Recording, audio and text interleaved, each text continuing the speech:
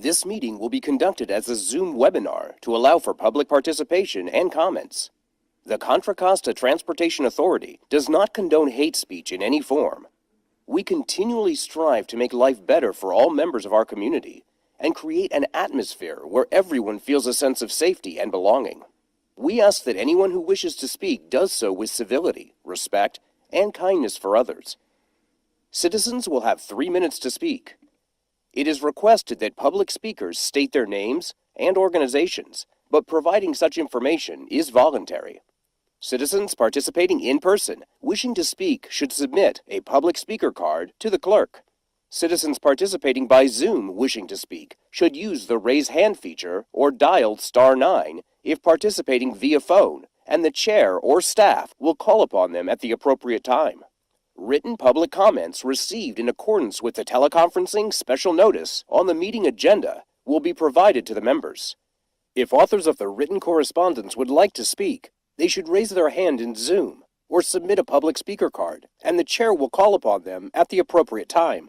All written correspondence received after that and during the meeting will be entered into the record. Thank you for participating in a meeting of the Contra Costa Transportation Authority.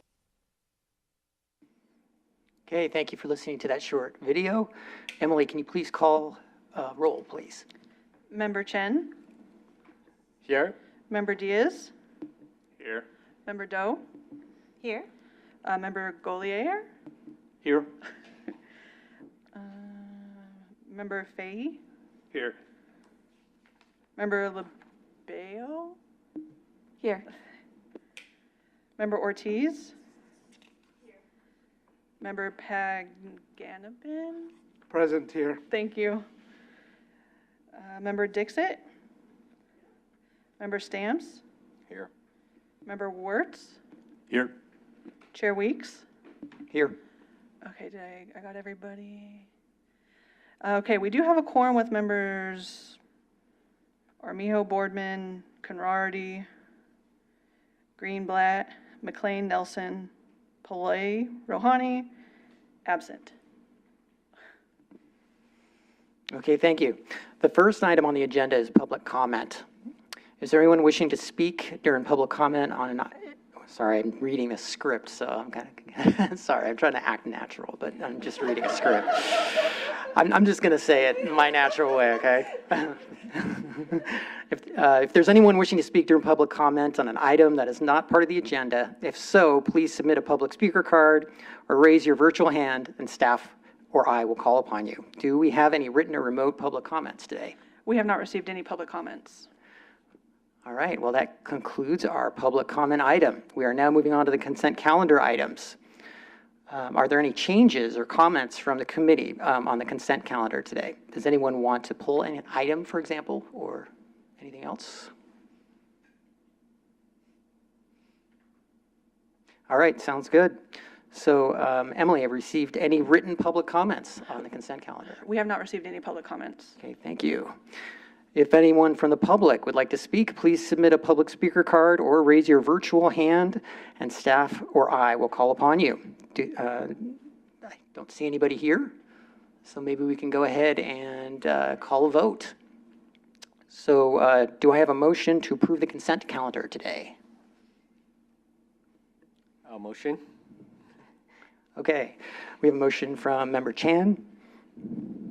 I'll So- second. Okay, and a second from Member Doe. Emily, please conduct a roll call vote. Member Chen? Aye. Member Diaz? Yes. Member Doe? Yep. Member Golier? Yes. Member Fahey? Yes. Member Labeo? Yes. Member Ortiz? Yes. Member Panganabin? Yes. Member Dixit? Yes. Member Stamps? Yes. Member Wirtz? Yes. Chair Weeks? Yes. Motion passes unanimously with the members present. Great, thank you, everybody. That brings us into the regular agenda items. We're going to switch around A and B today. So the first item is informational and will be presented by Jay Zhang to provide an update on upcoming obligation deadlines. Jay, take it away. Thank you, Chair Weeks. Good afternoon, committee members. Jay Zhang, Associate Engineer with CCTA. Today I just this is our information item that we share at every TCC meeting to kind of present the monitoring efforts of staff here at CCTA. So first I'd like to go over the 2024 STIP projects status report. So there are, since last we shared this presentation, there are 2 projects that got reprogrammed into the next fiscal year. I think overall our county is doing really well in terms of completing the allocation request on the deadline, so kudos to everyone. And then next up, I'd like to dive into the OBAG projects. So we still have 2 projects remain on the OBAG 2 funding package, as you can see on fiscal year 2022. So just want to remind the project sponsors to submit E76 requests and get the funds from the feds. And then next up we have the projects in OBAG 3. As you can see, all of the projects from fiscal year 2023 has actually been completed in terms of funding requests, so that's good. And only 1 project remain on the 2024 list. And actually, the E76 has already been, the RFA has been submitted, so I'm just waiting for a confirmation on the E76, and then we can remove that project from the list. And then onto the coming fiscal year, I just want to remind everyone that the deadline to submit RFA will be December 1st, 2024, so that they can get funding by January 31st, 2025. And then next we have projects from ATP. Again, I think overall, all the projects are on time right now. There is 1 project that got extended by CDC in May of this year, which is the North Bailey Road Transportation Corridor Project by 20 months. So I think overall, like I said, everyone's still staying on schedule. And finally, we have the inactive projects list. So these are the projects that have not been submitting invoices for more than 6 months to Caltrans Local Assistance. So I just want to remind everyone to work with their fiscal staff and Caltrans Local Assistance to submit invoices. Let's see. Yeah, and I'll also be reaching out to each individual agency to monitor the progress. With that, I think that's my presentation. Happy to answer any questions. Thank you, Jay. Are there any comments or questions from the committee? All right, I don't hear any or see any. So if anyone would like to speak from the public, please submit a speaker card or raise your virtual hand and staff or I will call upon you. Emily, do we have any written or remote comments today? We have not received any public comments. All right, great. Thanks, Jay. I don't have any questions, so appreciate your presentation. Thank you. So that was item B, so we're going to move back to item A. And the next item is also informational item. It'll be presented by Randy Dernberger to provide an update on the Contra Costa Countywide Broadband Strategic Plan. Are you ready? Yes. All right, great. Looks good. Thanks, Randy. Go for it.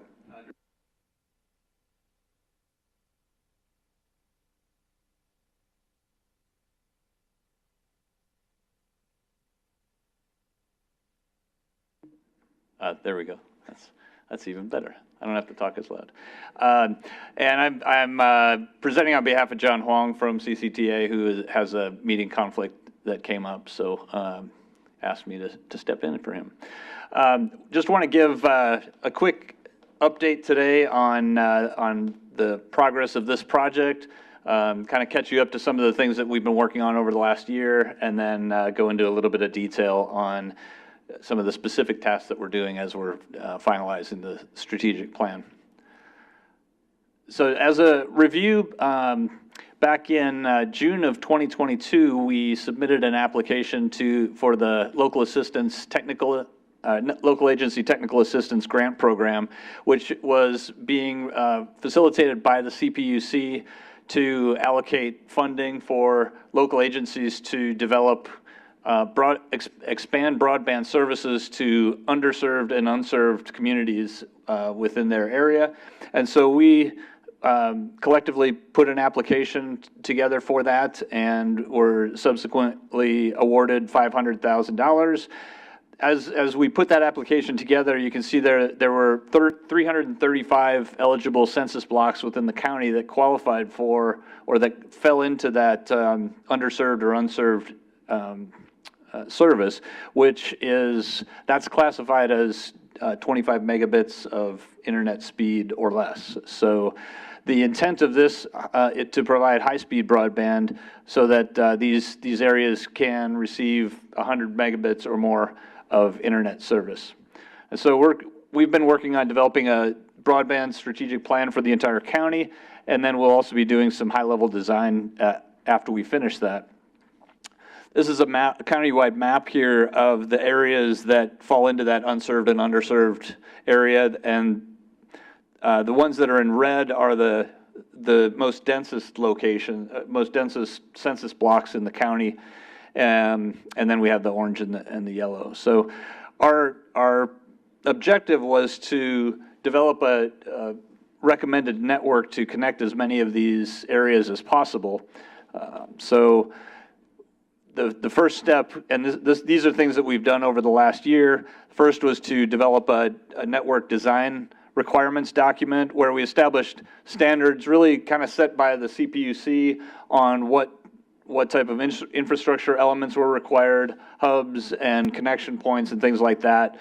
And then we also reached out to various ISPs to understand from their standpoint what type of infrastructure do they like to see, or do they typically want to see in a broadband network. The way that this network will be used is that CCTA is leading the development of this plan and recommendations for a network. And hopefully as the CPUC provides additional funding, that CCTA will be able to obtain some of that funding for the deployment aspect of the network. And then the network will take the communications close enough to these neighborhoods and underserved areas so that ISPs can then produce that last mile connection so that those units can receive that high-speed internet. So we also did an assessment of the existing conditions and identified where there were gaps. And when we talk about existing conditions, what we were looking at is existing transportation infrastructure and other infrastructure that are owned by local agencies as a potential opportunity for some sharing and some cost-effective implementation and expansion of the network. And it also helped us to define the most optimal routes to expand that network into. And then the last stage, which we'll talk about in a little bit of detail today, is the implementation plan and the prioritization aspect. So we went through all the different segments of the network, and we developed a prioritization criteria so we could identify which segments were most important, which ones would serve the most underserved and unserved communities, and then lay out sort of that roadmap for costs and everything, so that as funding becomes available for those projects, then the collective agencies have a roadmap of which ones are high priority. And so we'll talk about a little bit of that today. So as we dive into that, I'm going to let Sean Rainey, also on our team from Kimley Horn, to talk through some of those details of how we're looking at the prioritization. So as you see, one thing I'll say is, as you see some of the different elements that we're talking through today, just pay attention to how we're prioritizing, how we set up the criteria, and how we're breaking down the scoring criteria, so that if you have some input or feedback on that aspect of it, we'd love to hear that from you and get your perspective on those. So Sean, I'll let you go through that. Thanks, Randy. Yeah, so first thing we're going to go through is 4 maps. We did it as 4 slides because if we did the whole county as one, as you'll see later, there is a map for the whole county. It's a lot harder to see. But the important things to note on these 4 maps as we look through them is the green dots. Those are basically the census blocks that are unserved and underserved, kind of broken down so you can see where it's more dense and where it's less dense. But as Randy mentioned, the goal is to get as close to those locations as we can so that the ISPs can come in and fill that last mile connection. So the blue line here is the middle mile that's going to be constructed and completed by others. That's not something that we're evaluating as part of this project, but it's going to be the thing that enables us to actually provide internet to the folks that are unserved and underserved. So as you see, we have a lot of spots on the maps where we just connect to the blue line, which is the middle mile. The purple is what we've established as our project locations, project corridors, to get from the middle mile as close as we can to all these green dots. Obviously, this is a living document. We're still making changes to the routes we're taking and stuff as we get more and more data. We've received data from some of the cities here about planned infrastructure improvements, and we've tried to mirror routes that we know are getting other infrastructure improvements, sort of as a dig once policy type of mirroring, but we haven't received that from everybody. So if there is something that you see in your city on this map that you're like, oh, we're doing a project on a adjacent corridor, we can definitely incorporate that into the next version. But we'll just quickly run through kind of the 4 maps. So we did one for each part of the county here, and I won't necessarily give the full background on all the maps, but you can kind of see just by looking at it, the purple is our proposed, and then the blue is how we're getting actual internet connection in the future when the ISPs actually complete that connection. So this is for the East County, Pittsburgh area, and as we work through here, we go to the Central County, Walnut Creek and Concord and some of the other cities. Those are kind of our 2 densest maps of where we're doing project improvements because they have the least amount of existing infrastructure from our previous gap analysis, as well as the highest quantity of unserved and underserved folks that aren't, again, being served by any of the existing infrastructure. So a lot of project, and then the project numbers on here is more for our own designation of how we're talking about things in our memos and everything of that nature. You don't necessarily need to worry about the numbers on there, but the purple lines is where we're proposing basically infrastructure improvements. Getting into South County, Danville, San Ramon area, obviously you can see there's a lot less purple on this map. As I mentioned previously, there's not as many underserved areas here that we are actually trying to meet or reach, so we don't have as many improvements. And then as we get into the West County, there are quite a few underserved areas, but they're being served by other existing infrastructure projects so we don't necessarily have to add as much infrastructure here as well. But as Randy alluded to before, the key that we want to bring to this meeting today and spend some time talking about, as well as get some feedback from the folks around the table here, is once we've identified the routes that we want to take, now we're figuring out how to prioritize those routes. What should be our top project priority? What should be the top 10 short-term, mid-term, long-term type of projects? So we've kind of come up with 5 prioritization criteria. As you could tell from the weights on the right, it's kind of a big 3 and then 2 more that are more secondary. So the top 3 that we've come up with that we're using, and as I get to a future slide, you'll see how it kind of lends itself to our near-term, short, mid-term, long-term, is the number of units we're serving if we add that infrastructure, the cost of actually adding that infrastructure, and then the dependency. And that one I'll explain a little bit more because it's not as straightforward as the first 2. But basically, I'll go back to one of the maps. It will help explain the dependency a little bit more. But as I alluded to earlier, getting back to the blue line allows us to actually connect to the internet. So using Project 1, which is on the screen here as an example, Project 1.1 is actually connecting to the blue line, but then Project 1.2 connects to Project 1.1 before it gets back to the blue line. So by giving a weighting of the dependency, we're essentially saying project 1.1 is more important than project 1.2, because if we did all the improvements for project 1.2 without doing 1.1, it wouldn't actually get back to the middle mile, it wouldn't get back to the internet, and we wouldn't be serving any of the unserved or underserved locations without doing project 1.1 in addition to project 1.2. So that's what that dependency rating is for.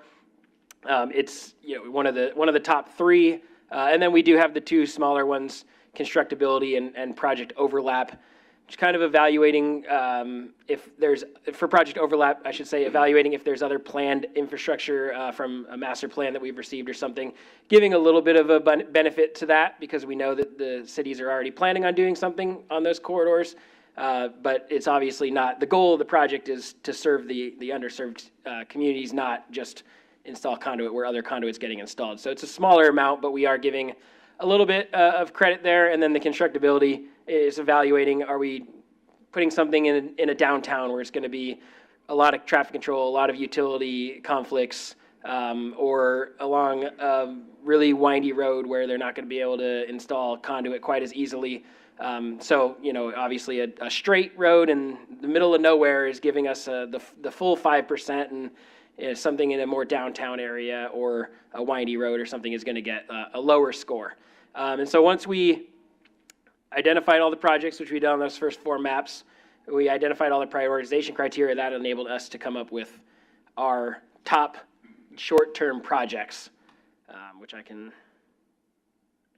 lost my mouse, sorry.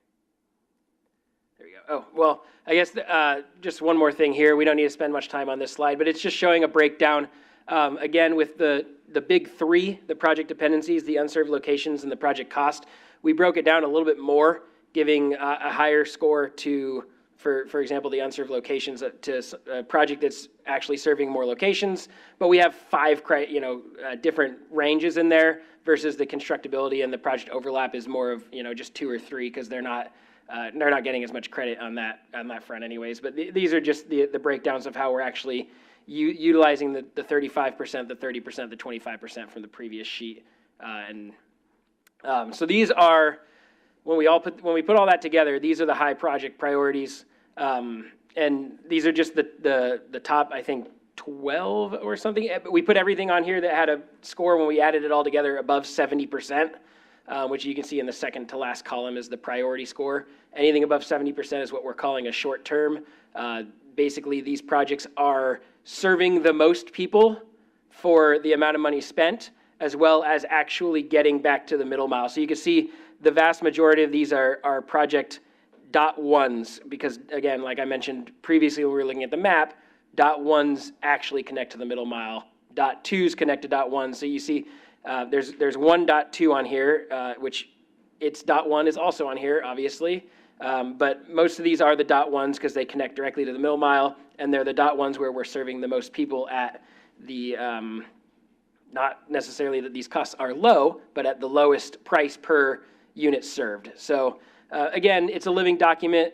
As we get more feedback on some other planned improvements, costs might change on a different route, or feedback on what our priorities are, the numbers might shift a little bit. So if you don't see anything from your city on here, it doesn't mean that we forgot about you. It's just the way that the numbers worked out. These are the top 10, I think 12, projects.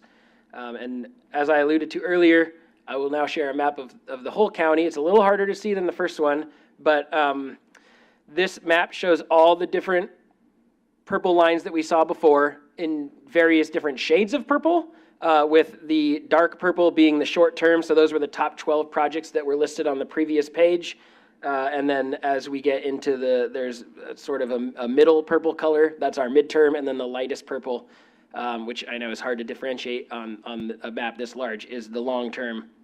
So all of those projects, even though they weren't all on the table on the previous slide, all of those projects have a priority score. All of those projects basically are included in our evaluation currently. So I will pass it back to Randy to close us out, and then we can open it up for questions. Great, thanks, Sean.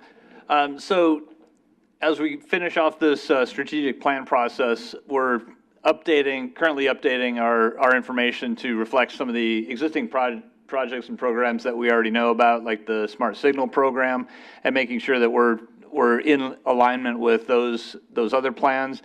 And I think Sean mentioned we're also compiling any local agency plans or infrastructure maps or anything like that, so that we can be collaborative and be efficient. So if you're planning to implement some infrastructure, there may be some cost-effective benefits to collaborating together on that.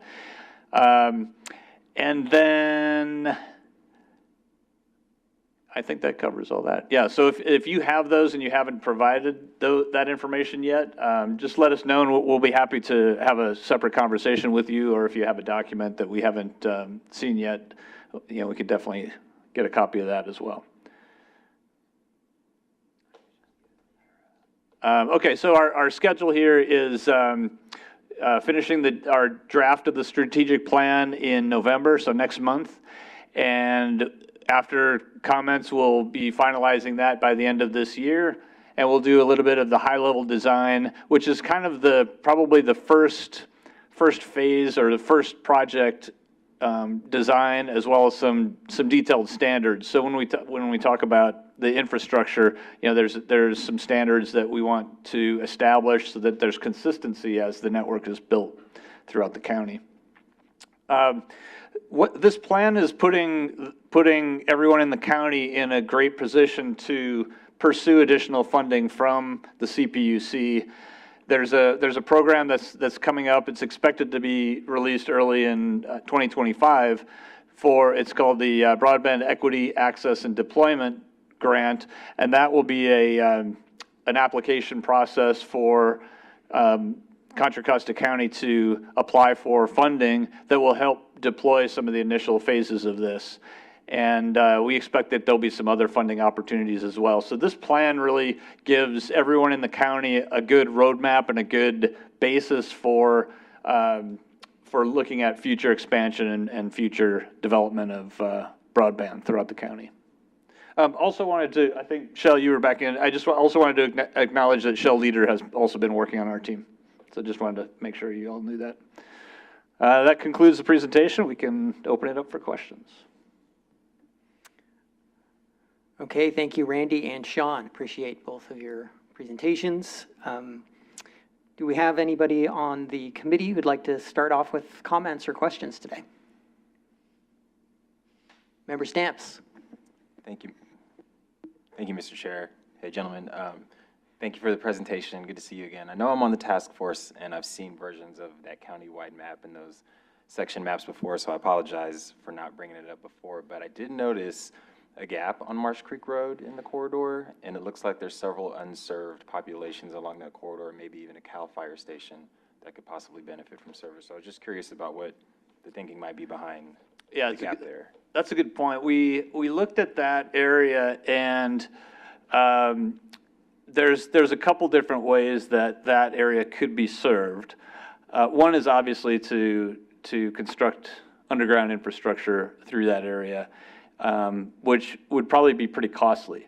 And so the other option would potentially be a wireless connection from, I don't know if I can really highlight it here, but the one that's kind of in the middle there, or the other side, one side or the other, to have a wireless connection back to that, the red square there. And again, since this is a completely living document, the whole prioritization process that we talked about, and even various links on this network could be expanded. So if there, if for example, the two, whether it's coming from the east or west, whether it's if those segments get constructed sooner, then the additional connections may be a higher priority, because maybe there's more funds that can be dedicated to that. And so the whole prioritization of all these projects is also dependent on how things get constructed. So if there's some areas that, change that priority, that's absolutely no problem and expected as part of this.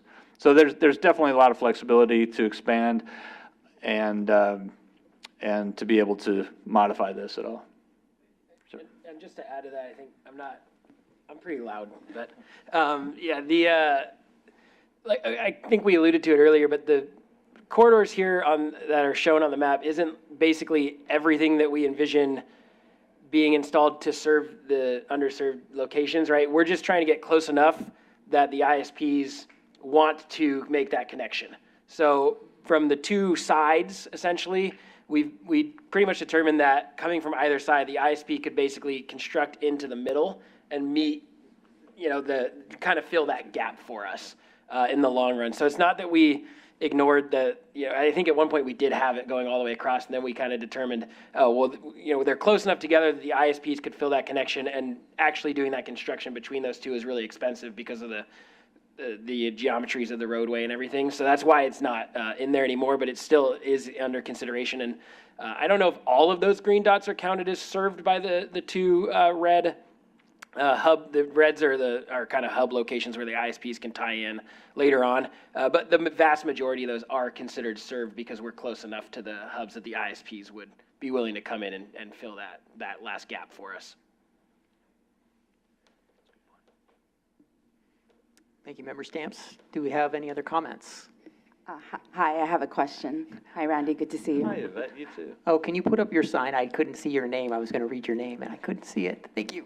Appreciate it. Member Ortiz, go for it.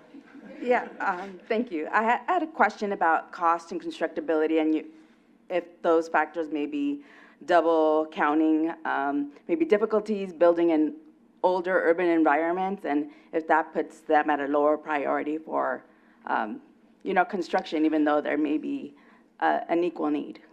Yeah, I would say that for the unit prices, and Sean, you could always expand on this, but I'd say for the unit prices, we really treated that similarly across all the jurisdictions. So regardless of the type of construction, but that's where we've gave the value to the constructability.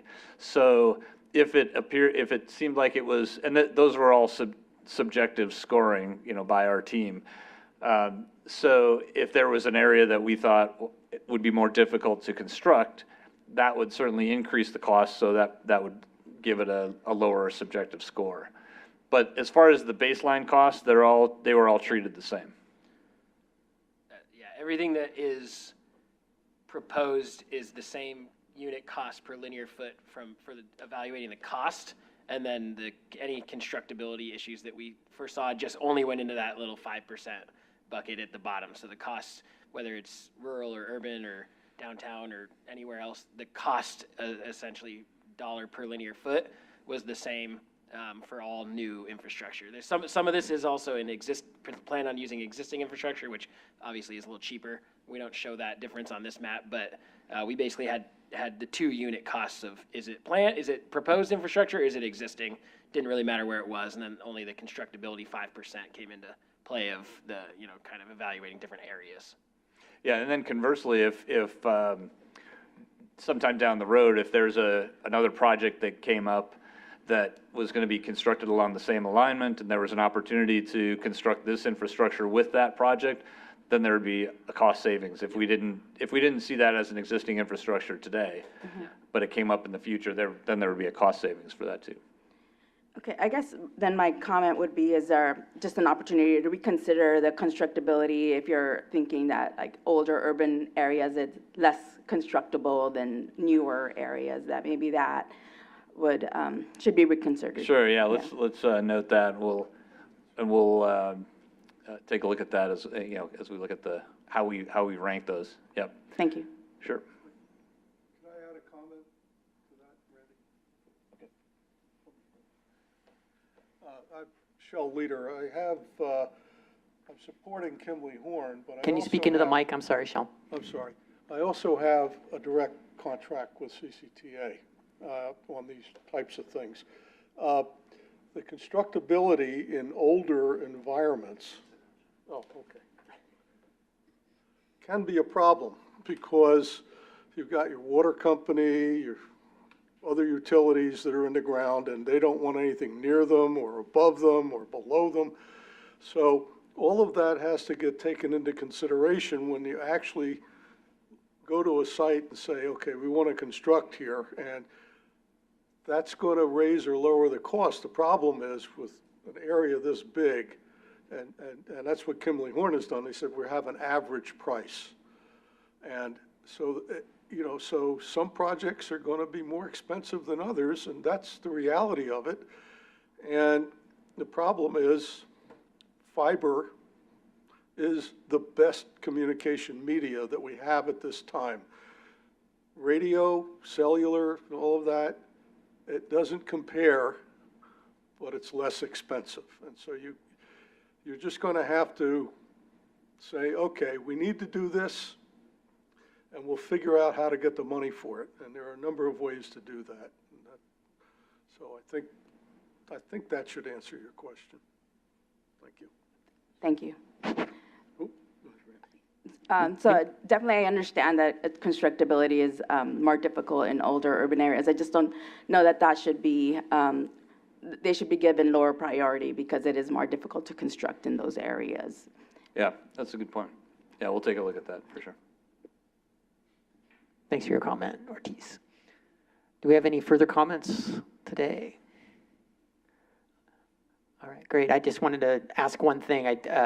Just as a point of clarity, I know when we're talking about underserved areas in this report, it's not like it's not an equity priority community or something like that being, it's areas that are underserved by this service.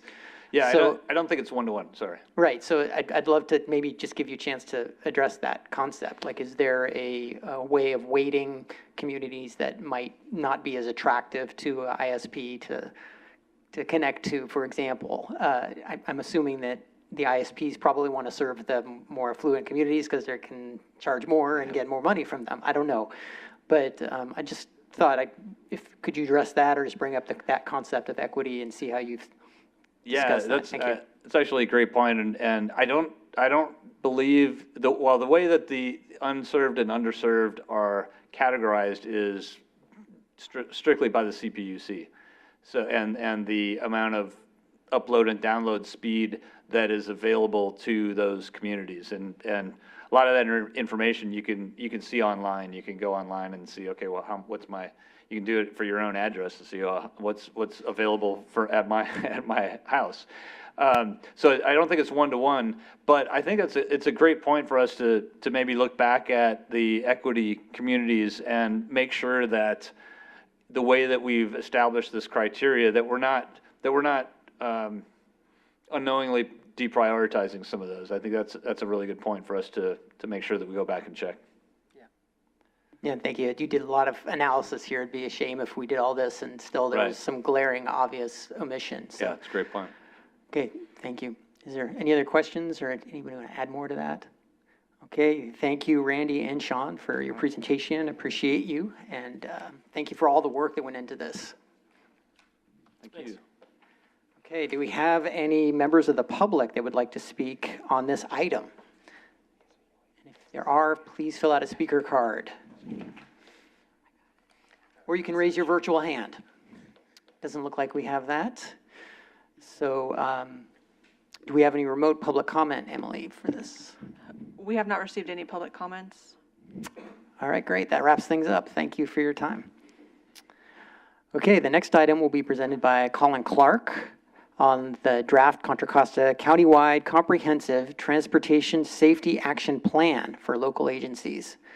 So when you get settled there, Colin, feel free to begin.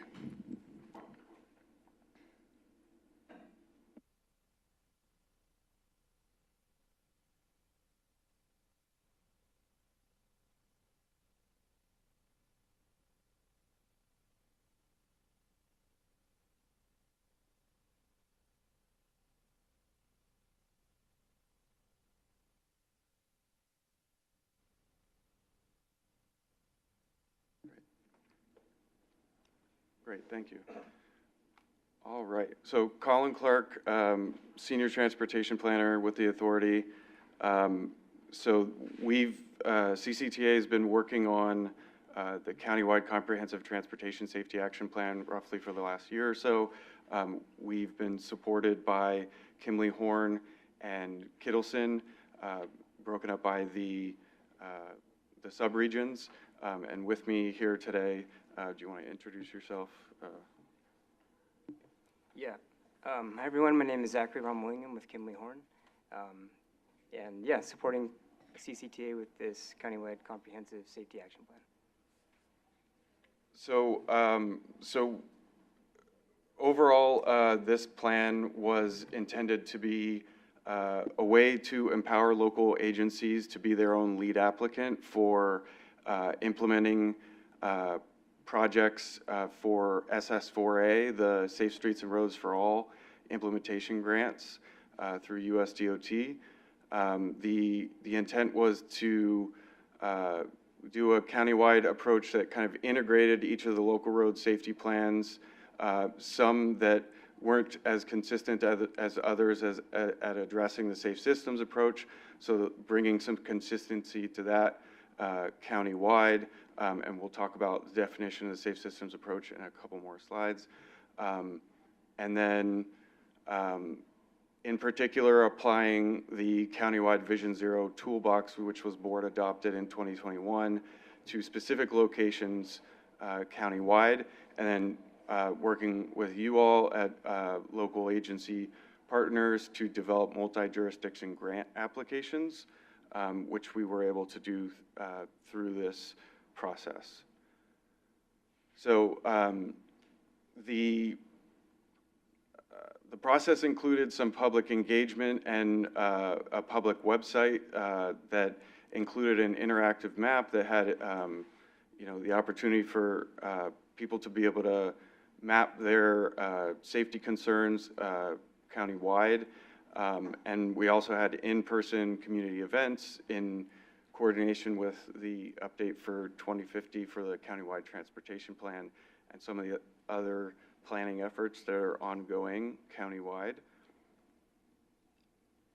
There's been stakeholder meetings, including with the Vision Zero Working Group and the countywide Bike and Pedestrian Advisory Committee.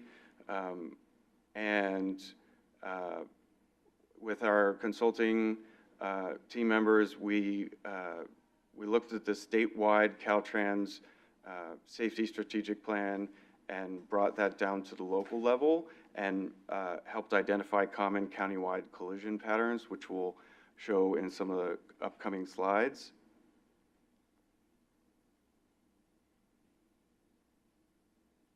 And then I talked about the multi-jurisdiction grant applications, and ultimately this draft plan that you have before you today, you're welcome to take a couple weeks to review, have your colleagues review, provide some written input. Ideally, feel free to send it directly to me, cclark@ccta.net.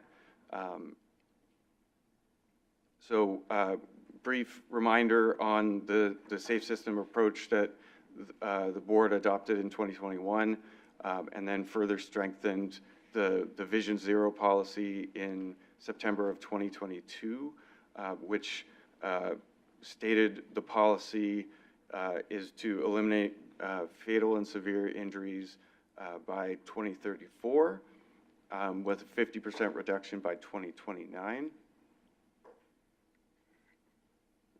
And in terms of the safe system approach, the idea is that we are designing the system for human mistakes. People make mistakes. Designing for all ages and abilities, reducing design speeds and speed limits, because in particular, speed is one of the primary contributing factors to fatal and severe injuries. And looking at a multidisciplinary approach to problem solving, in that this is a shared responsibility. It's not just drivers, it's not just cyclists or pedestrians.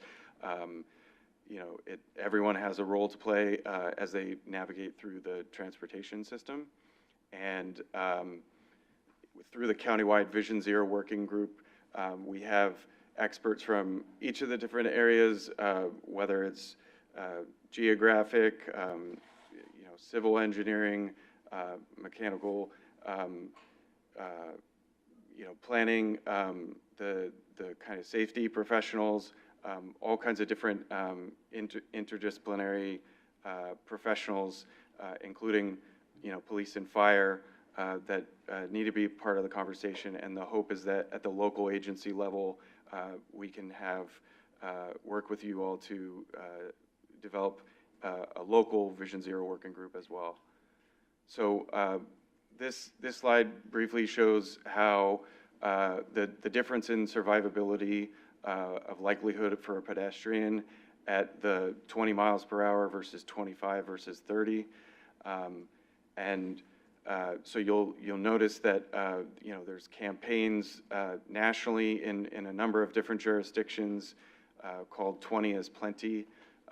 City of Walnut Creek, for example, allows for residents to request free yard signs that say 20 is Plenty, in addition to other messages depending on what residents want to display in their yard, in the attempt of getting the attention of different multimodal users.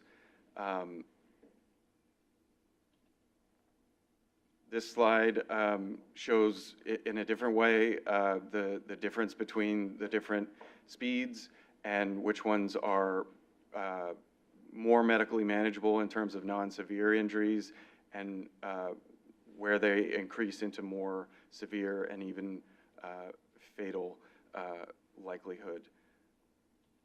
And so to kind of visualize a lot of what's being talked about in terms of not just lower cost, quick build materials, but also longer term, less temporary, more permanent solutions, things like concrete curb extensions, lane narrowing, road diets, traffic circles, roundabouts.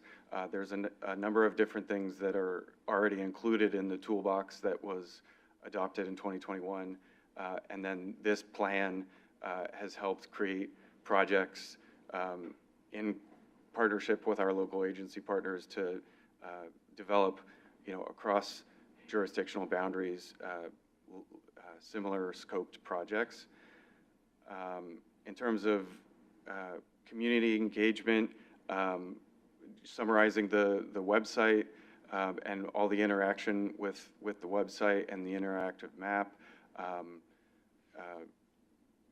you can see that there's well over a dozen different community pop-up events that the team attended, in addition to the virtual and remote option to provide input as well. And then I'll kick it over to Zach. All right. So as we are developing this plan, we are fortunate that we have a lot of locally adopted plans that we can build off of. So we do want to acknowledge all the hard work that the agencies within the county have done. This figure here presents the locally identified locations and projects from the various LRSPs that have been adopted. And part of our effort is to identify projects that are significant at the regional level and help you get grant funding to implement those multi-jurisdictional safety projects. So this slide here presents collision data from the past 10 years of 2013 through 2022. And this helps speak to why we need to have these safety projects. So over those 10 years, there were 894 collisions that resulted in fatalities and severe injuries, which involved bicycles and pedestrians. So for bicycles, they account for 5.5% of all collisions, but they are involved in 9% of all fatal and severe injury collisions. For pedestrians, they account for 7% of all collisions countywide, but they do account for 18% of all fatal and severe injury collisions. So they are disproportionately impacted by these collisions. On the following slide, we have a figure that shows the most common crash types within the county for those fatal and severe injury collisions. The most common was hit object crashes, which are accounting for 22%. A hit object crash is oftentimes a single vehicle crash. I keep saying crash and collision. I use them interchangeably. So it can involve a parked car, or it can involve a mailbox, or a tree. So you can imagine how these could result in fatalities. Pedestrian collisions accounted for 18%, as I mentioned on the previous slide. And then broadsides accounted for 13%. A broadside, you can think of that as a T-bone crash, most common at intersections. So as Colin had mentioned on a previous slide, we are looking to be consistent with the statewide highway safety plan. And we took a look at the various safety plans and LRSPs that have been adopted across the county, and we're looking for the emphasis areas that are important to each jurisdiction. So this figure here presents all the emphasis areas, and it's a lot of information. The most common emphasis areas that we saw were intersections, bicycles, aggressive driving, and pedestrians. So I have a simplified figure here. 17 of 20 agencies identified intersections as an emphasis area, and 14 of 20 agencies put down bicycles and speed management / aggressive driving, followed by pedestrians were an emphasis area for 13 of 20 agencies. So with that review completed, I'll hand it back to Colin to speak to the economic impact of these collisions. So one of the things that was what we wanted to do with this plan was to leverage the new tool called BayViz that CCTA worked with MTC to help develop with My Sidewalk and WSP. And so, so one of the benefits of using that tool at the local level is not only being able to kind of immediately see some of the analysis from a safe systems approach of common collision patterns, but it also has economic impacts. And so you'll see in the draft report that down to the individual jurisdiction level, we've broken out and reported the economic impact for every single jurisdiction. And at a county-wide level, it's $1.33 billion per year, every year. And these are, you know, adjusted for inflation, adjusted for 2024 dollars, and intended as yet another tool in your toolbox at the local agency level to inform your decision makers, inform your elected representatives as to the different ways that the fatal and severe injuries are impacting our communities and our, you know, community members, our neighbors. And in terms of the cost estimates that went into developing these statistics, you know, the report will have the details on what's included, but basically in terms of insurance claims, traffic congestion, people not being able to go to work because of severe injury and you know, life-altering injury, and all the different kind of cascading economic impacts. This is kind of how it's broken down by each of the subregions. And again, the intent is to help you know, motivate elected representatives to help build community support for all these different safety projects. So in terms of next steps, and quickly summarizing the data that's been analyzed here. So this plan developed the analysis 2013 through 2022, a decade of analysis. In 2021, that was the analysis that CCTA reported from 2008 through 2017. And so, you know, hoping to get your input today verbally and also, you know, over the next couple weeks in writing in terms of, you know, your input on the draft report and the plan, in particular, some of the proposed recommendations, actions, and different projects that can be in terms of the scope and what can be bundled across jurisdictions. We appreciate the opportunity to have worked with many of you on, in August, we submitted an SS4A multi-jurisdiction application for competitive grant funding. And then just this past week, we've submitted another couple multi-jurisdiction applications for the Safe Routes to Transit and Bay Trail, the MTC program. This is just the first cycle. I think it's going to be 4 cycles total.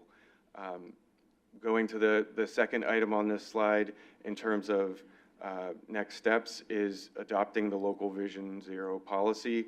So City of Lafayette was the first in Contra Costa to adopt a Vision Zero policy, including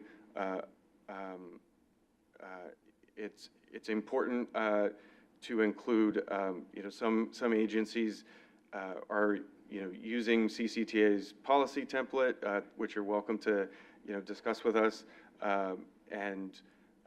It includes things like prioritizing safety over speed at a policy level, but also at a project level, so that, you can help build community support for addressing those issues through transportation projects at a project level. City of Lafayette is one, City of Walnut Creek, and there are others as well. And as part of this countywide comprehensive transportation safety action plan, the idea was to, help put this plan together so that each of the local agencies can be their own lead applicant for implementation grants moving forward. What else here? The safety culture, we talked about the working group a little bit earlier. Some agencies have a local working group that stood up for maybe the local road safety plan, but the hope is that CCTA can work with our local agency partners to have a more ongoing safety culture that's checking in at that local level, and addressing, project development and not just, merely reporting on the progress toward Vision Zero necessarily in terms of collision data. Much more substantive than that in terms of developing projects and scopes. Let's see. Yeah, so hoping over the next couple weeks, I think October 31st will be the kind of deadline for submitting comments electronically. Happy to take comments and questions. Okay, thank you, Colin and Zach. Appreciate your presentation. Do any of our members here have any questions to start out with on their work on this project? Member Stamps. Thank you, Mr. Chair, and thank you for the presentation. I think it was like on slide 12 or 11, maybe, you had the bars showing which causes were the highest for collisions, and hit object is the highest, and it looks like it's top 3 in all the subregions. What is a hit object? Is it like a roadway element, or is it just like something that fell off someone's truck? I was trying to skim through the report to see if I could figure out the definition, but I couldn't skim fast enough. Mm-hmm. Yeah, it includes a number of different situations that can come up. Like you said, it could be something falls off of someone's truck and someone runs over it. Most commonly, it's going to be a curb or a tree or mailbox, parked car. Within the urban context, a parked car is pretty common. Within more rural settings, it'll often be a lane departure crash where either someone they're distracted while they're driving, or they take a turn too fast, but they end up departing the road, and it could be a ditch or a tree or really any other object besides a vehicle that's also being driven. Thank you very much for the clarification. And the reason I ask is because it makes sense to make that distinction so that we know how to prioritize projects. If it is a man-made roadway element that comes from an infrastructure project or something, obviously that gives us an opportunity to correct it. But if it's a one-off, like a ladder falls off a truck, clearly there's not much we can do about that, unless there's a feature in the road that causes cars to swerve and objects to fly off the vehicle. But yeah, so that's why I was asking the question. So thank you. Thank you, Member Stamps. Do we have additional questions on this item today? Make sure I get your name correct. Dietz? Wirtz. Wirtz. Okay, darn. Okay. Thank you. No worries. Close. Would you mind flipping back to the slide that was right after the slide that you were just on?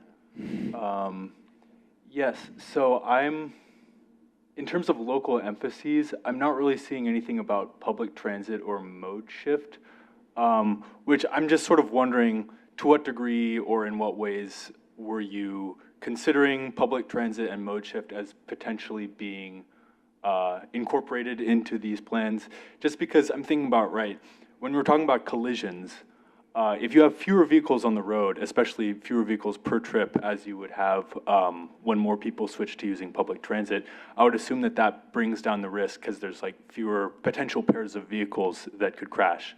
Also, our public transit vehicle operators are held to a high standard of not being impaired, for example, by substances. So I was just sort of wondering if you could speak to that and about the role that public transit might play or has played in your the development of your plans thus far.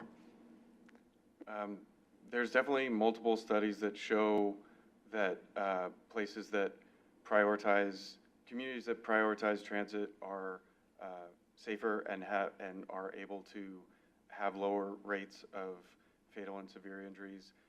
And there's also multiple studies that show the communities that invest more heavily in making it safer for more vulnerable road users like bicycling and walking, that fatal and severe injuries are as much as 60% lower than other communities. And I'll have Zach, if you have anything to add, in particular because of the state kind of definition of emphasis areas and how they use those. Yeah, so in the California SHSP, they use emphasis areas to particularly identify certain collision types. So these are situations or crash types in which those fatal and severe incidents are happening. So I think it really does speak to your point that they didn't identify transit because transit is not really a situation in which those fatal and severe injury crashes are happening. And we would definitely agree that supporting transit and mode shift would be especially good from a safety perspective. These are just the categories that Caltrans identified where those fatal and severe injury crashes are tending to happen. So yeah, that's a good clarification. Thank you. Thank you so much. Thank you, Member Wirtz. Do we have any additional questions from the committee today? Just one, I think. And you don't have a name tag. So wait, Member Fay. I wrote it on there. Fahey, right? Go ahead. Yeah, Colin, thanks for the presentation. And I started flipping through the report today, so we will review it and get your comments back. But my question, the county's adopted a Vision Zero plan. We have different tier projects on it. We're trying to go after, our tier zeros or tier ones, tier two, maybe a little lower. I guess my question is, in our review of your plan, if our projects aren't identified in your plan, will that affect us for funding at future calls for projects and grant programs? So I guess my question is, should we be adding our list to your list, or is ours standalone going to be enough for future grant programs? In terms of projects, specific projects? Yeah. I think no is the short answer. So there are, in terms of high injury networks and street segments and street corridors that are identified through these different data sets and time periods, CCTA had 2008 through 2017, and now with this one, 2013 through 2022. And ideally, the intent is to move slowly, gradually away from this more reactive approach to a more proactive approach. And so, in answering your question, a project, for example, competing for Measure J, countywide dollars, doesn't necessarily have to be on a specific high injury network, but in terms of what we're seeing, in terms of all the different multiple grant funding sources that are competitive, that the more, those types of things can help make projects more competitive. And so, for example, there's been multi-jurisdiction grant applications put together in particular to attempt to get, one way of putting it is the biggest bang for the buck in terms of safety. And so in order to eliminate fatalities and severe injuries, sooner, faster, countywide, the idea is, in some cases, if a project is identified in locations that are identified in multiple data sets, multiple different analyses, as being more risk prone, then those have been more competitive. But in terms of Measure J and some of these other funding sources, it's not inherently that it has to be on some specific map and identified. It can be, using the safe systems approach. Like in this particular slide, you notice that the intersections of the common location that through multiple analyses is showing as more risk-prone areas. So if local agencies can address from a safe systems approach a scope that addresses intersections all the way along a corridor or all the way along multiple corridors, those are going to be competitive as well.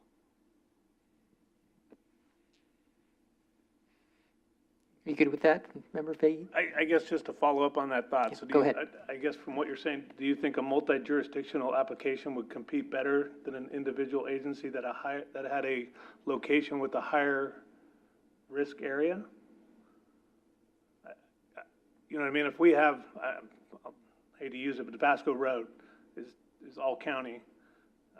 But we have another, if there's a multi-jurisdictional one somewhere else that is less priority on our end, is that going to compete better because it's multi-jurisdictional? I don't think so. Like in concept, no, I don't think so necessarily. But there are some of these programs that do award additional points for multi-jurisdiction and collaborative partnership type projects. Thank you, Member Fahey. Any other questions from the committee today?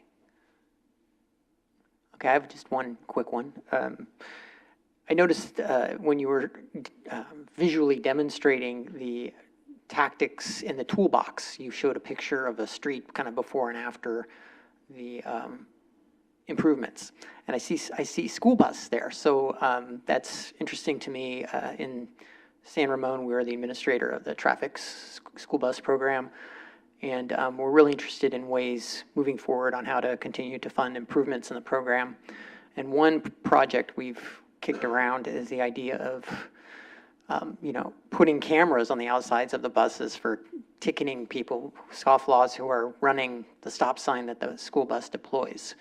And this program has been rolled out in other parts of the country. I haven't seen any in California, but if it's part of a Vision Zero project that we're working on, in decreasing the number of cars coming to schools, calming the areas around schools, and adding those cameras, is that something that has this kind of multi-jurisdictional grant process that we could work with CCTA on to look for funding for something like that? Is that fit in, or is it a little tertiary to that, and would there be better ways to approach something like that?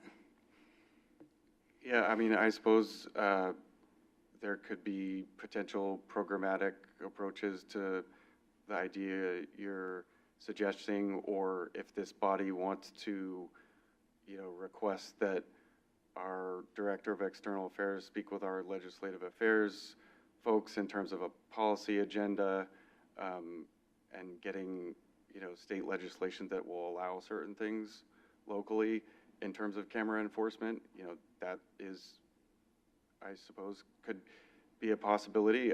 For example, San Jose, San Francisco, Berkeley, Oakland, and a number of other jurisdictions through the state of California law, Assembly Bill 645, allows for camera enforcement that's not necessarily on moving vehicles, but static locations. And so, theoretically, if CCTA and its advisory bodies asked for, something like that to, be piloted after in those pilot locations in Contra Costa Next, I suppose that's a possibility. And apologies for, I don't mean to put Member Dixit on the spot, but wait, you're County Connection, right? Okay, never mind. Who's AC Transit? So AC Transit has cameras that are using AI to enforce transit lanes, bus-only lanes, and parked cars and those types of things. So I wonder if it might be interesting to speak with them about kind of what you're talking about. Thank you for considering that and giving me some ideas. It's there hasn't been a lot of that happening here yet, so I'm just following the news and seeing whether there's openings for the possibility of these things. So I like those ideas. Maybe we'll discuss them and see if there's any path forward on anything like that. My second question was, I couldn't help but thinking as a cyclist, as we were going along here, that I know this is probably a limitation of the BayViz tool, but bicycles are listed as just bicycles, and there aren't really accident types associated with bicycles, at least in this analysis. And that's something that I know is tracked by some municipalities, and it's well known that there's, famous types of accidents like the right hook, for example, are a common problem for bicycles. And for pedestrians, I'm sure there's very specific accidents like a pedestrian in a crosswalk, for example. And maybe if there is more visibility on BayViz at some point to allow that kind of drill down, I think that'd be really useful for this project, just as we start to look at putting in new infrastructure, like, like for example, what Member Stamps was talking about. If we're putting in infrastructure to kind of calm traffic or road diet or whatever we're doing, and people are starting to hit those things maybe because they're going too fast and they aren't operating correctly, and we're wanting to put in specific pedestrian infrastructure, and we want to make sure it's safe, and we want to make sure we avoid the most common problems with pedestrians and cyclists. We don't want to put them in harm's way. So if there's a way to click down on that data within BayViz and create a accident type for bikes and peds, I think that would be very interesting. I'll put that in our comments on behalf of City of San Ramon on your draft. I thought it was interesting when I was reading through it the other day how you have it broken down by city. So I think that makes it a lot easier. You open that document and it's huge. But then you realize, oh, each city has 10 pages or so. So it's actually pretty quick to go in and look at your city and do those markups. So when you open it and it says 400 pages, don't get disturbed. It's just really 10, 15 pages for each city. So those are the only questions I had. And if you have anything you want to say on that, that'd be great. Yeah, definitely appreciate that. We did intentionally put together the appendices in a way that allows local agencies to kind of plug and play, take an appendix that's specific only to their jurisdiction, use it as an addendum or a supplemental document to the local road safety plan to approve and adopt it. So, feel free to review, provide comments, provide those to us so that we can make those updates before you take it to City Council for local approval and adoption.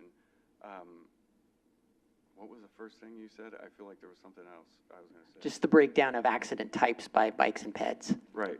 So MTC is the recipient of a grant through SS4A that is going to, I believe, update the BayViz tool and address data and technology. So I'll keep that in mind. I'll look for your written comments on that to see if we can leverage that, already funded opportunity. Okay, thank you, Colin and Zach. If we don't have any other further comments.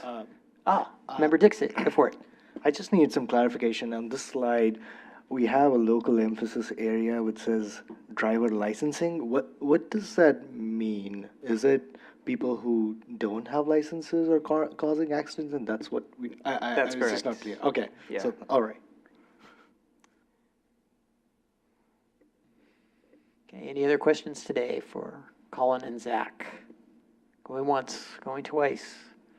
Okay, sounds like we're good. If anyone would like to speak from the public, this is your chance. Please submit a speaker card or raise your virtual hand, and staff or I will call upon you. Do we have any written remote public comment, Emily? We have not received any public comments. All right, that moves us on to other business, which we do not have other business today. So thank you, Zach and Colin, for your presentation. And that brings us to the adjournment of our meeting. So thank you, everyone, for attending and your great questions and